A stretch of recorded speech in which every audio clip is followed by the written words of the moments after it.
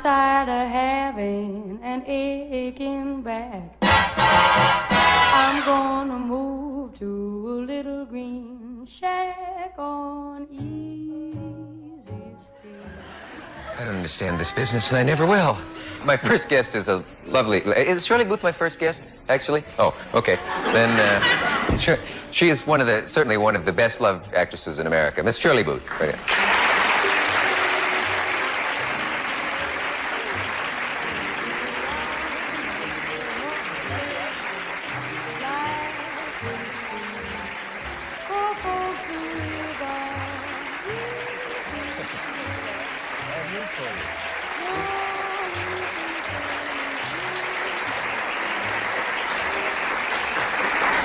I don't know how to break this to you, Shirley, but we're sitting in the wrong chairs. Well, move over. I love it. We'll play musical chairs. I thought I would cover for you because you sat in the wrong chair, and I didn't want you to be embarrassed. Okay. Next thing I know, you'll start coming here. As long as you let me stay. Oh, that's all right. I came here last night, you know. I know. I feel terrible about that. What happened? You got the wrong day and the wrong... Well, they called me up at the Cape, and they told me to come on Tuesday, and I thought, I'm rehearsing, so it's a little bit difficult because when you're in the throes of a character, you know, you don't make very much sense. Mm-hmm. Not that I make very much sense on these sort of things anyway. We bring you the new comedy show, Our Miss Brooks, starring Shirley Booth.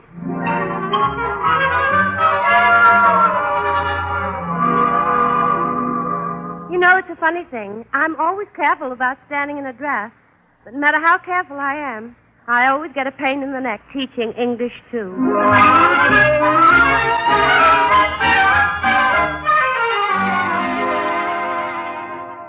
Our Miss Brooks. Have you met her yet? Maybe you think a school teacher's life is dull. On April 9th, 1948, Shirley Booth recorded an audition for a new sitcom based on the misadventures of a high school English teacher. It was first to be titled Meet Miss Brooks, then Our Miss Booth. Shirley Booth felt the script was weak. She backed out, leaving the show's future up in the air. It came about rather strangely. I was in New York doing some publicity for the studio.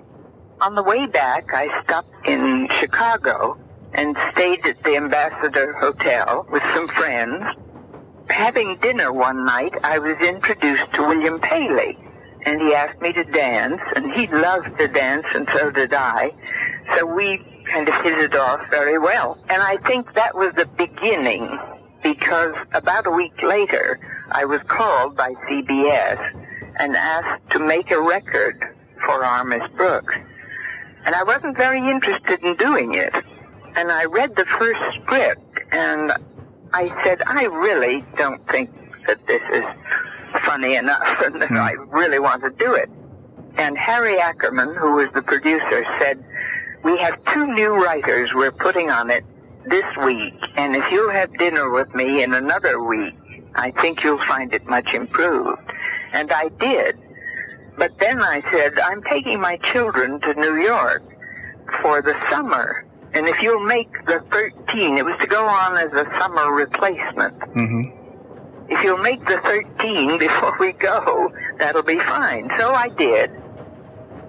The writers CBS brought in were Arthur Alsberg, Joe Quillan, and Al Lewis, who would also direct. I was living out here, and a man named Larry Berns, he was assigned to do the show out here as a comedy, and he got Eve Arden and me about the same time. I met Eve and talked to her, and then I did a show for them to put on in the summer, sustaining at the time. I was a writer-director. We did a few shows, and, you know, people liked it, and then we got a sponsor.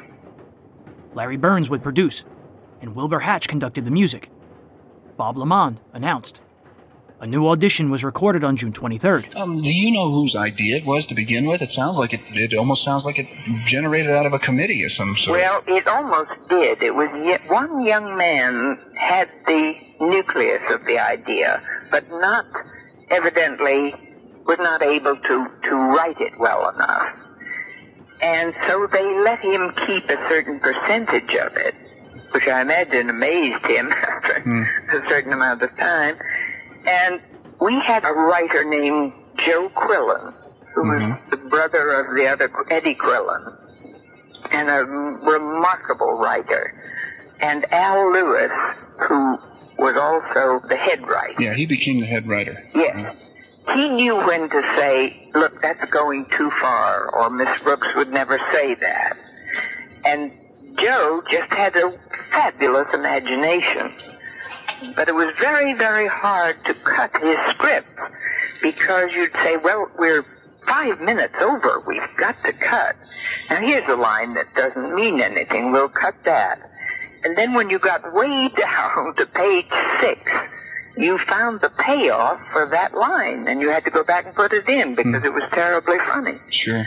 He was a marvelous young man. Less than a month later, on Monday, July 19th, 1948, our Miss Brooks debuted as a summer fill-in for the Lux Radio Theater.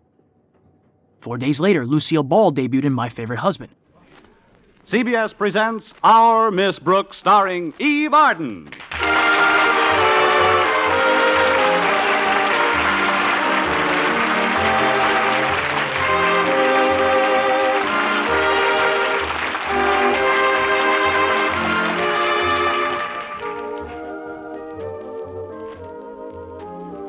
Our Miss Brooks is a school teacher. To be specific, she teaches English at Madison High. Connie Brooks is pretty enthusiastic about her work, too. In fact, in her own words. Although teaching isn't the most profitable career in the world, you must admit the hours are appalling. But there's always my secret heartthrob, Mr. Boynton. He's the biology teacher at school, and a sweeter, more intelligent scientist never brushed off an English teacher to play footsie with a frog. But he'll come around. Even a biology teacher must sooner or later get a little biological. Meanwhile, I can dream, can't I?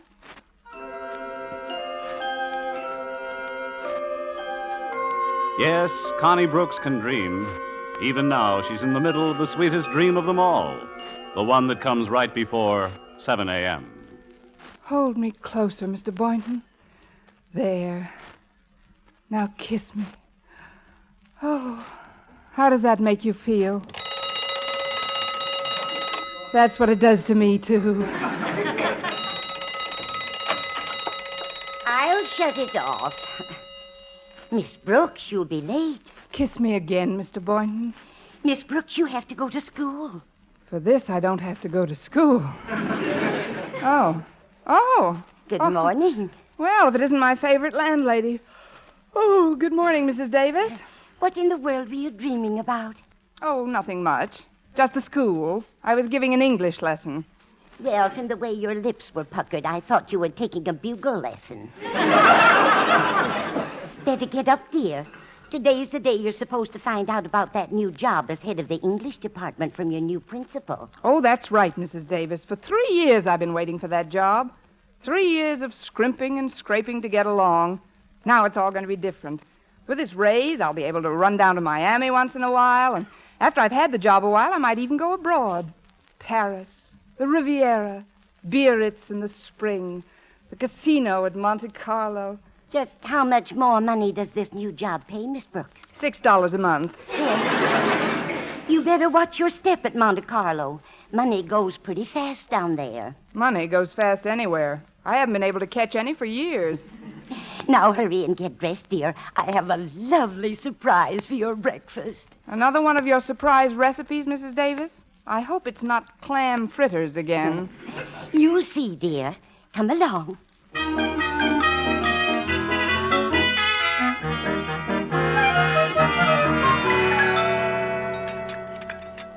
Here you are, dear. Here's your surprise. Armenian pancakes. They've been setting for 5 days. What else could they do? I mean in goat's milk. It takes 5 days for it to get good and sour. Sour? Goat's milk? Here, try a bite off this fork. Don't pay any attention to the smell. Oh, please, Mrs. Davis, no. Well, just one bite. Tell the truth now. Aren't they delicious? I don't want to hurt your feelings, Mrs. Davis, but if I were the goat responsible for this concoction, I would hang myself by my own beard.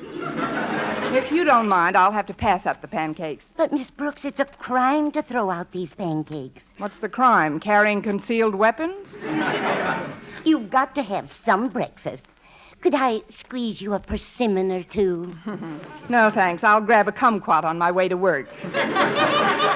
Say, it's funny Walter Denton isn't here yet. He knows I wanted to get to school a little early this morning and meet the new principal. Rather convenient to have one of your pupils drive you around. Yes, my Chevy's still in the shop. I had a little accident Saturday. I ran into a parked car. Oh, that's too bad. I hope you reported it to the police. I didn't have to. They were sitting in the car. Oh, that's good. I'll get it. Hello, Miss Brooks. Come in, Walter. Well, Walter Denton, how you've shot up since I saw you last. You saw me yesterday, Mrs. Davis. My, how time flies. Come on, Walter. I've got to get down early. The new principal takes over today. What's his name, dear? Mr. Conklin, Osgood Conklin. Osgood Conklin? Why, I've known him for years. We went to school together. Really, Mrs. Davis? What kind of a man is he, anyway? Well, the other children used to call him Stoneface because he never laughed. Oh, fine. Well, I shouldn't say never. I did hand him a laugh one time when we were out ice skating. He was practically in hysterics. What happened? I broke my leg. He sounds about as friendly as a subpoena.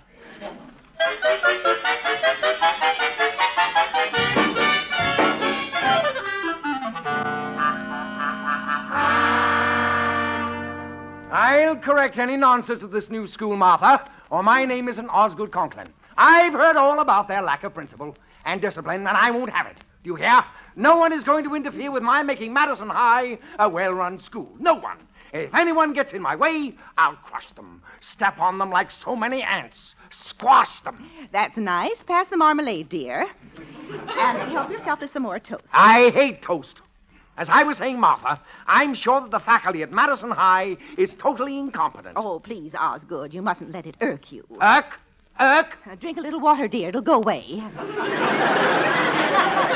No understanding, no cooperation. Nobody knows what a difficult job I'm faced with. It's awful, awful. Please, Osgood, can't you talk without barking? Honestly, sometimes I think Prince is the only one who can really understand you. Prince? Don't mention that lazy mutt to me. Look at him over there, dead to the world. Well, it's getting late. Now, where's my hat? Confound it, where's my hat? Please, dear, don't bark. I'm not barking, Martha. Once and for all, I don't bark. See? He does understand you. Now be sure to drive carefully on your way to school. Oh, don't tell me how to drive the car. I'm not, dear. It's just that after all the work you put in, polishing it on Sunday, I'd hate to see that. Stop worrying. I did the work, didn't I? Ah, look at her out there. Nothing takes a wax polish like a black touring car. Well, Osgood, you'd better get started. You don't want to set a bad example for your new teacher. I'll show them a thing or two. I'll show them. Oh, shut up, Prince. Goodbye, Martha. When they were giving her a first name, I had just adopted a little girl and named her Connie. So I said, how about Connie Brooks? And that's what it gave. Before we get to school, Miss Brooks, there's something I'd like to talk to you about. It's a girl. Naturally. Who is it this time, Walter? Well, she's the baker's daughter, Penelope Miller. When I kissed her for the first time the other night, I knew she was different. But, Walter, you've kissed a lot of girls. What's so different about Penelope Miller? She tastes like caraway seeds. Oh, grand. She's probably built like a pumpernickel. Now, look, Walter, I've got a lot on my mind today, what with trying to make a good impression on the new principal. Well, all I want you to do is help me write her a letter, Miss Brooks. You see, she doesn't think that I'm mental enough. I can't understand it. And I figured, well, you being an English teacher as well as a woman, well, you'd know how to make her think I was brainy. You know, intelligent. I hate to trade on just my sheer animal magnetism. You know what I mean? Well, you are a little beastly in spots, Walter. Don't blame yourself. Penelope just doesn't appreciate yet that a man is a thing to be treasured. When will she appreciate it? When she gets to be my age. Oh, I couldn't wait that long, Miss Brooks. What? Oh, I'm sorry, Miss Brooks. I guess I'm not very mental at that, but you will help me out, won't you? I'll come over to Mrs. Davis's tonight and we'll write a letter together. What do you say? Well, I don't know, Walter. Walter, look out! That car! What car? That big black touring car! Big black touring car?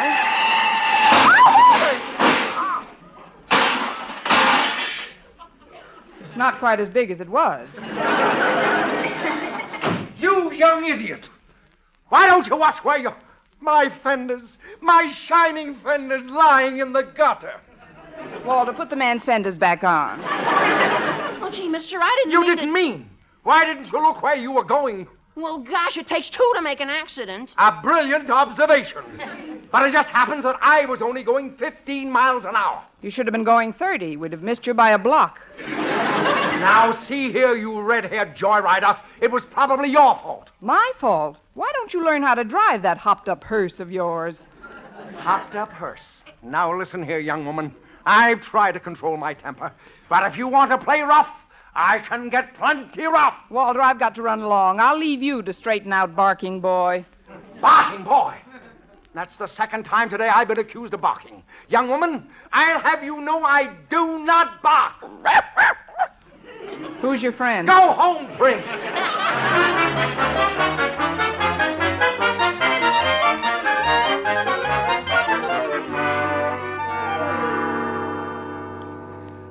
Well, classes haven't started yet. Let me see. Pick up my mail first, and then... Oh, hello, Mr. Boynton. Hello, Miss Brooks. Isn't it a coincidence that we're in the same mailbox? Not an overwhelming coincidence. You see, your last name begins with the same letter mine does. Well, that's a start. You have such a quick mind, Mr. Boynton. Well, it is thorough. Personally, I think you tax it too much. Don't you think you need more recreation, if you know what I mean? Well, carrying on my biology experiments is recreation enough. You don't know what I mean. Of course, I also collect stamps. Oh, that sounds exciting. There's no end to the possibilities. Have you ever tried your hand at beadwork? Well, no, I don't believe I have. Is it fun? Fun? Why, it makes you just tingle all over. We must string a few together sometime. Mm-hmm. And basket weaving can be thrilling, too. Oh, really? Yes, if we're both in the same basket. Well, so much for the world of sports. Miss Brooks, if you don't mind my changing the subject, are you going to be busy tonight? Busy? Me? Mr. Boynton, I couldn't be unbusier. Well, I'd like to come over after dinner, that is, if we can be alone. Alone? We'll be absolutely isolated. I hope you don't think I'm too forward, Mr. Boynton, but I've anticipated this moment for quite a while. Remember the day about 5 years ago when I first came to Madison High, rounded a turn in the corridor, and bumped smack into you? Oh, yes, I was teaching chemistry then. You put quite a dent in my Bunsen burner. Yeah. Well, you know, that was the day I first suspected that we'd be more to each other than just fellow faculty members. And when were your suspicions confirmed, Miss Brooks? On our very next date, when you took me to lunch, 2 years later. Gad, you were a fast worker. I don't blame you for kidding me, Miss Brooks. I guess I'm not much of a whirlwind romantically. Then most scientific people aren't. You see, the study of evolution alone tends to slow down any of the mere intemperate reflexes. Mm-hmm. You must realize that a tremendous period of time was involved before the single cell divided itself in the sea and adapted itself to the land and the air. Mm-hmm. Countless centuries passed before lower forms of life assumed their new shapes, and generations before the mammal family produced the ape family, and before the ape family produced the human family. What have you been waiting for me to do? Slip back a notch? Well, what time do you think you'll be able to come over tonight, Mr. Boynton? Mr. Boynton, Miss Brooks, let us not tarry. Your new principal, Mr. Conklin, is due at any moment. Oh, we'll be sorry to see you go, Mr. Darwell. Yes, you've been a wonderful principal, Mr. Darwell. Why did the Board of Education decide to have you transferred? Ours not to reason why. Ours but to teach and die. As the great Socrates so aptly phrased it, if you gotta go, you gotta go. Of course, I am genuinely sorry to leave old Madison High, but then we're teachers, and teachers can't afford sentiment. We can't afford anything. As the great Professor Einstein so aptly phrased it, murder, ain't it? You know, I still hope I can land that job as head of the English department, though. Well, that will depend upon the impression you make on Mr. Conklin. I'm taking him on a tour of inspection as soon as he arrives, Miss Brooks. Your class will be the first one visited. Oh, the first class visited? Oh, gosh, Mr. Boynton, if I'm to impress Conklin, I'll have to hurry and get things in order. I better go in and erase the children and see that the blackboards aren't throwing spitballs. Poor Miss Brooks, you're a bundle of nerves. You look sort of faint. Here, I'll put my arms around you until you steady yourself. Oh, no, you won't, Mr. Boynton. Just because you happen to catch me at a weak moment, I'm not letting you put your arms around me. My father told me about men like you. Then why are you putting your arms around me? My mother told me about men like you, too. Joseph Forte played Osgood Conklin in the first 2 episodes. Noreen Gammill was Mrs. Conklin. Jane Morgan played Mrs. Davis, while Jeff Chandler was Philip Boynton. Dick Crenna was Walter Denton, and Gloria McMillon was Harriet Conklin. Please let me have your attention. As many of you know, our new principal, Mr. Osgood Conklin, takes over his duties today. So, if he should drop in here at any time, there's no reason for any of us to be nervous, self-conscious, or head of the English department. I mean, we'll just go on in our normal manner. Now, to take up where we left off yesterday... Pardon me, Miss Brooks, but Mr. Conklin and I just happened to be passing by. Oh, why, come right in, Mr. Darwell. This way, Mr. Conklin. Thank you. Mr. Conklin, this is our Miss Brooks. How do you do, Miss Brooks? Glad to make your... Wait a minute. Oh, thanks, Mr. Conklin. Glad to make your acquaintance, too. Oh, you two have met? We sort of ran into each other this morning. Darwell, this is the young lady in the accident I told you about. Mr. Conklin, I have an idea. Why don't we skip English and drop in on the... Now that I know just who Miss Brooks is, I'm particularly interested in watching her conduct her class. Go right on, Miss Brooks. Well, all right, Mr. Conklin. Now, class, I'm going to read some lines to you, which I'd like you to... I'd like you to... I want you to tell me whom... No, who? I'd like the name of the author of the following stuff. Friends, Romans, countrymen, lend me your ears. I come to bury Conklin, not to praise him. That is, to bury Caesar. Hand, please? No hands? You've all got them, you know. Just look at the ends of your sleeves. Oh, there's a hand. Winona. I can always depend on Winona. Who wrote those lines, Winona? I don't know. I just want to leave the room.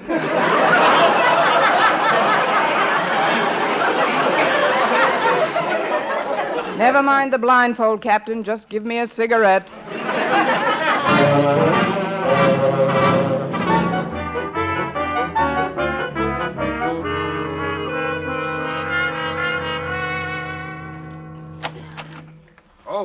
Come in, Miss Brooks. How is everything? Well, frankly, Mr. Boynton, I'm a little tired. I just lost 2 out of 3 falls to Mr. Conklin. Oh, you've met the new principal, eh? What's he like? He looks like he was weaned on a vinegar popsicle. Mr. Boynton, I just dropped by to see what time you're coming over tonight. Tonight? Yes, one of my students is stopping by for a few minutes. I promised to write an intellectual letter for him to a girlfriend he's trying to impress, Penelope Miller. Penelope Miller? Yes, she tastes like caraway seeds.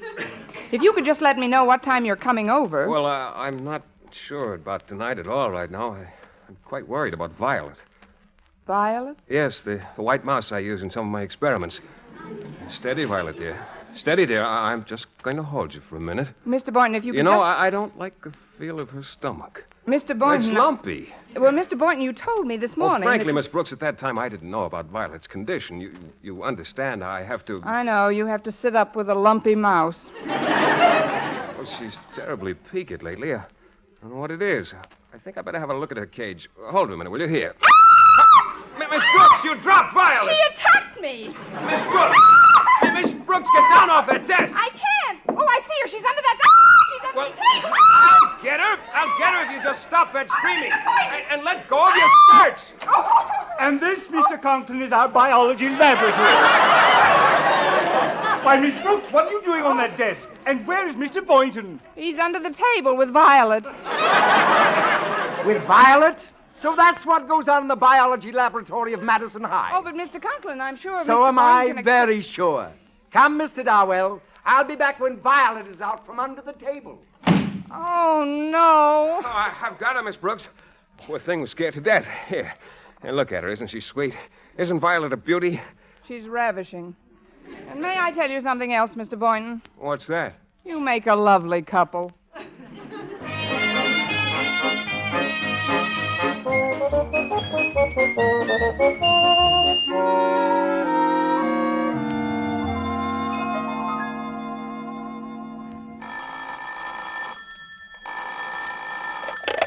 Hello, principal's office. Osgood Conklin speaking. Who's calling, please? Mrs. Davis. Margaret Davis? Oh, yes, the girl I used to go ice skating with. Ha, ha, ha. How's your leg? What's that? You want me to come over to dinner? Well, I'm afraid You say there's a teacher living with you that you want me to meet. A Miss Brooks. Well, I'd like... Miss Brooks! Now, look here, Margaret. I've already met that redhead. Mr. Conklin. Hold the phone, Margaret. Yes? I'm Matilda Denton of the school board. I have reason to suspect that my boy, Walter, a pupil at this institution, has fallen into the clutches of one of your female teachers. What? Yes. He told me that he had a date with a woman tonight at her home. Uh-huh. And here, this note fell out of his pocket when he came home from school. Let me read that, please. At last, I've got what I want. Red hair and a tough, sturdy body. Red hair? Good heavens! Well, Mr. Conklin, have you any idea who this nefarious woman might be? Yes, I have, Mrs. Denton. Pardon me. Hello, are you still there, Mrs. Davis? No, I haven't been to a Turkish bath. Now, listen, I have reconsidered. I shall be delighted to dine this evening with you and, Miss Brooks. Mr. Conklin, I'll give you just 24 hours to find out who my boy is traipsing around with. Listen, Mrs. Denton.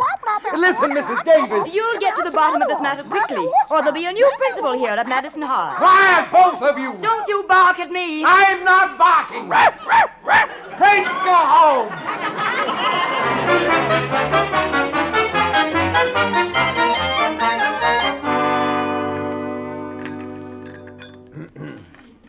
Well, Osgood, how did you like your dinner? Very interesting, Mrs. Davis. I've never tasted this kind of meat before.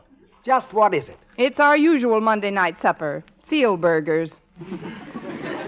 I'll take these dishes into the kitchen and see about the coffee. I make Bulgarian coffee, you know. It's strained through a grapefruit rind. Now then, Miss Brooks, let's get right to the point, huh? What would you think of a teacher who would allow a student to become infatuated with her and then lead him on? I'd think she was pretty terrible, Mr. Conklin. Who's the teacher? Well, we haven't any positive proof, but the boy's name is Walter Denton. Well, I think they both ought to be arrested. Walter Denton? Yes, Miss Brooks. You can't deny that you were in the car with young Denton this morning? But he was just giving me a lift until my car is fixed. I never see the boy at any other time. Are you sure about that, Miss Brooks? Oh, I'm positive, Mr. Conklin. Must be my laundry. Your laundry at 8 p.m.? I deal with the owl laundry. They only come out at night. Excuse me, Mr. Conklin. I'll be back in a minute. All right, Miss Brooks. Hi, Miss Brooks. I keep you waiting? Yes, but not long enough. Look, Walter, would you come back some other time? Come on, let's get into the living room. room. No, Walter, no. I'm anxious to get that letter started. Oh, not so loud, Walter. Mr. Conklin is in the dining room. Oh, the new principal? Yes, and if he finds you here tonight, we'll both be out. Good. We'll have our coffee in the living room. Fine, Margaret. Quick, Walter, hide. Get behind those curtains behind the window. Well, yeah, but I'll explain later. Get in back of them. Who was it that rang, dear? Oh, it was just a wrong number, Mrs. Davis. On the doorbell? I mean the wrong house number. You seem quite nervous, dear. Oh, I'm all right. Oh, come and get some coffee. It'll calm you down. Thank you. The Bulgarians drink it flat on their back, you know. I'll be flat on my back any minute, and I wish I was in Bulgaria. Why, you're trembling like a leaf, Miss Brooks, and you're all flushed. Well, it is rather warm in here, don't you think? If it isn't too much trouble, Osgood, would you mind pulling back those curtains and opening the window? Oh, no, not the curtains. No trouble at all. I'd be only too happy to open the window. And I'll be only too happy to jump out of it. There we are. Well, where is he? What's become of him? What's become of who? Bobby Breen. He used to send me. Come on over to the couch, Connie. You're still overwrought. Well, thank you. Lay right down here, dear. Oh, no, I'll thank you. get you a pillow. You know, I keep pillows in the window seat just for emergencies. I always say you never know when you need them. Why, hello, Walter. Here you are, Miss Brooks. Just make yourself... Ow! Margaret, what's the matter? Walter Denton, come out of my window seat. Aha! Just as I thought. Miss Brooks, where are you going? I thought I'd run down to the Belgian Congo for the weekend. Sit down, Miss Brooks. Young man, what were you doing in that window seat? If you'll only give me a chance, Mr. Conklin, I can explain. Go ahead. What were you doing in there? Hiding. Walter, tell them just why you came here tonight. Well, I came here to see Miss Brooks. I thought we'd be alone. Oh, ho! Oh, no. Well, she was only going to help me write a letter to my girlfriend. I see. Now, let's hear you explain this, Miss Brooks. Here, read this page from Walter's diary. Mine? What is this? At last I've got what I want. Red hair and what a tough, sturdy body. Walter! I wish everybody would stop saying Walter. Look, this isn't even my writing. Here, look at the other side. See, that's my biology notes from yesterday. I asked Mr. Boynton to loan me a piece of paper. Mr. Boynton wrote that? Miss Brooks, don't you get it? Get what? Red hair. It's you he's writing about. Mr. Boynton? Me? Just what he wanted? Tough and sturdy body. Well, I am strong. Surely you're not pleased, Miss Brooks. I'm not? I mean, I'm not. Oh, Mr. Mr. Boynton. I thought you said we were going to be alone, Miss Brooks. You too. What's happening around here? Haven't you heard? I've been made queen for a day. Boynton, I'd like to know whether you wrote this or not. Let me see it, sir. Yes, I wrote it. It was supposed to go into my diary. What's wrong with it anyway? She is strong, and I did work hard to get her. Oh, Mr. Boynton, please, not in front of everybody. It took 23 generations of crossbreeding to get a red-backed mouse like that. Red-backed mouse? Mouse? Amazing. Miss Brooks, I'm afraid I've done you a grave injustice. You most certainly have, Mr. Conklin. You've placed your own meaning on unfortunate incidents. But You've accused me of misconduct with no proof whatsoever, and you've acted in general like a narrow, bigoted, unfair person. But, Miss Brooks... Mr. Conklin, I never want to see or talk to you again as long as I live. Not even about the job as head of the English department? Mr. Conklin, I've done you a grave injustice. Let's sit down on the love seat and talk this thing over, Yes. Well, we'll take it up first thing in the morning, Miss Brooks. I've got to be getting home now. Come on, Walter. We'll take the bus together. Oh, we don't have to take the bus, Mr. Conklin. I've got my car outside. Your car? After our collision this morning? Oh, after I left you, I hit another car and everything snapped back into place. Well, good night, all. Good night, Walter. Good night. Good night, Walter. Good night. Good night, Mr. Conklin. Good night, Mr. Conklin. Well, now there's just the three of us, Mr. Boynton. Mrs. Davis and you and I. Gee, it's a beautiful night. Look at that moonlight streaming through the windows. If one would take a hint, there'd just be two of us. Two of us and one sofa. I said if one would take a hint, there'd just be two of us.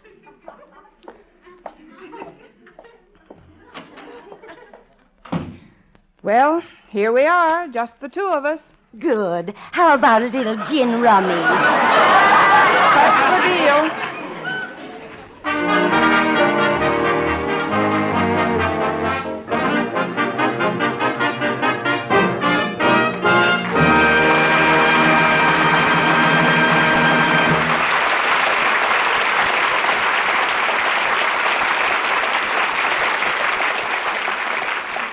Well, I blitzed Mrs. Davis 3 across, but I'd rather have lost to Mr. Boynton.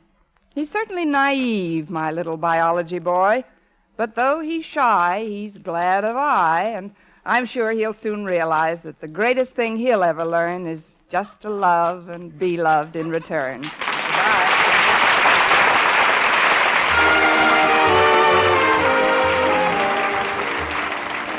How often have you picked up a newspaper and read about an automobile accident? Chances are you think of accidents like that as always happening to someone else. From the beginning, teachers everywhere identified with Connie Brooks. The role would come to define Eve Arden's career. How much of Miss Brooks was an extension of the film work you had done earlier? You had played a lot of similar kinds of roles before the show came along, didn't you? Well, not really similar. You know, I think when people know you as a personality, they are inclined to attach parts of that personality to everything you play. Actually, I did a lot of pictures that were kind of off the beaten path. I did Dough Girls, in which I played a Russian, and I played Night and Day, and played a French actress in that. Dark at the Top of the Stairs? Dark at the Top of the Stairs. A lot of things that were quite far. I think Miss Brooks was closer to being an extension of me than anything. I can't explain that too well, except that when I grew up, I knew a lot of teachers. They were friends of my aunt's, and I think that had a lot to do with what Miss Brooks became.